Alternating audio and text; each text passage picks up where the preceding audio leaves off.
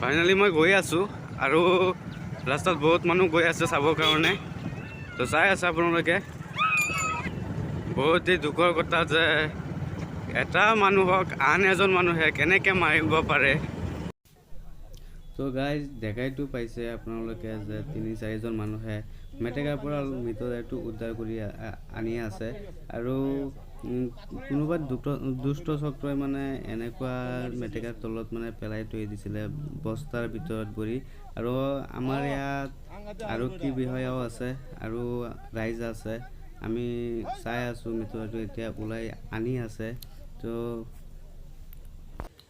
আৰে ভাই অলপ চাইড দিয়া না, মই ভিডিঅ' বনাই আছোঁ।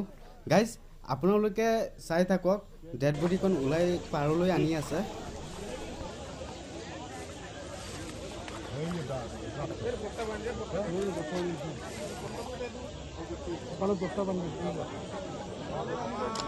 কিবা এটা দিয়াচোন, কিবা এটা দিয়া। আপুনি ধৰক কাটিব বস্তু এটা দিয়ক, কিবা এটা দিয়ক।